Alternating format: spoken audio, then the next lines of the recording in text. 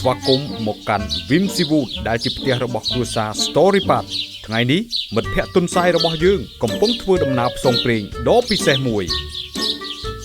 អរុនសួស្ដីកូនទុនសាយតូចៗរបស់ខ្ញុំតើរកញ៉ាំអីសិនថ្ងៃនេះគឺដំណើររុករកការ៉ុតធំ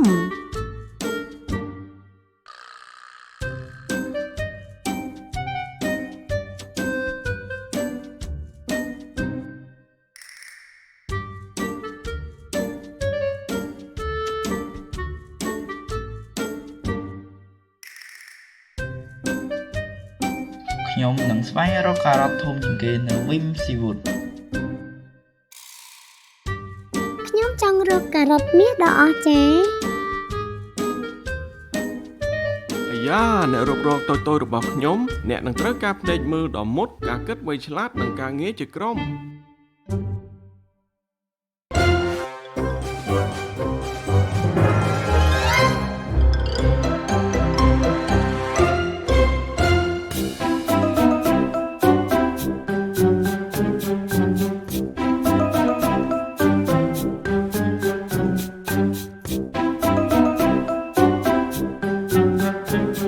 មិនអីទេអ្នកទាំងអស់គ្នា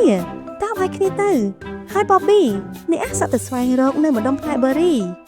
ចំណែក Lily ទៅពិនិត្យតាមដងទន្លេឯប៉ាប៉ា Benny និងខ្ញុំនឹងមើលក្នុងសួនយល់ព្រម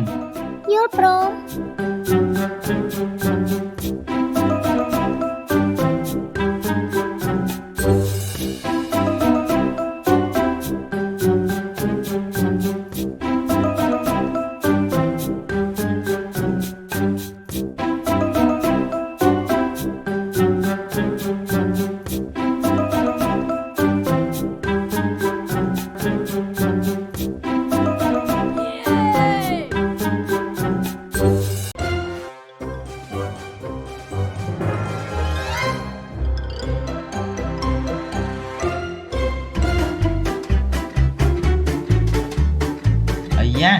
នេះជាការ៉ុតធំបំផុតមិនធ្លាប់មាន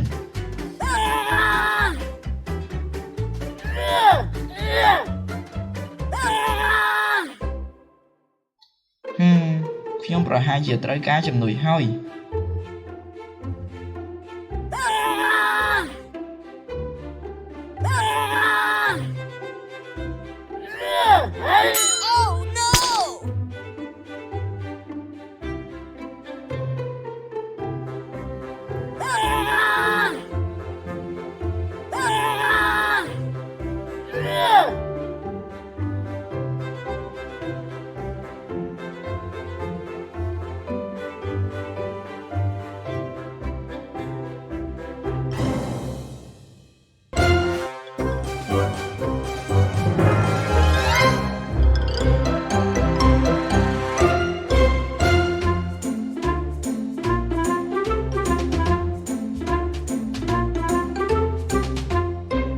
ការ៉ុតមាសដូចអ្វីដែលខ្ញុំស្រមៃ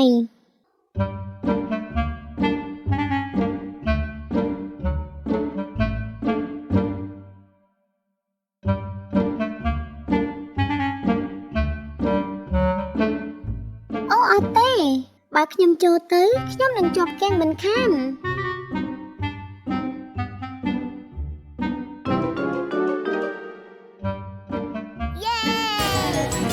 ខ្ញុំធ្វើវាបានហើយឥឡូវនេះខ្ញុំត្រូវបង្ហាញដល់អ្នកទាំងអស់គ្នា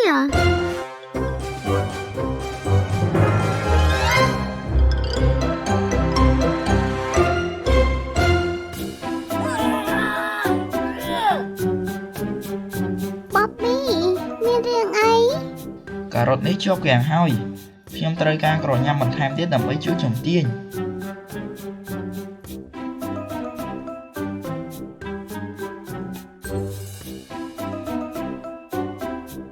មើលទៅអ្នកត្រូវការក្រញ៉ាំមួយគូទៀតជួយ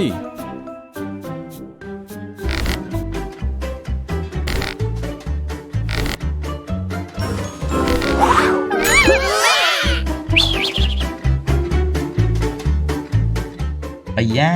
វានោះធ្ងន់ណាស់ហើយអ្នកបានរៀនអ្វីមួយដែលសំខាន់ថ្ងៃនេះតើមែនទេមែនហើយការងារជាក្រុមធ្វើឲ្យអ្វីៗកាន់តែងាយស្រួល ពិតណាស់ឥឡូវនេះតោះយើងយកកំណាប់របស់យើងទៅផ្ទះ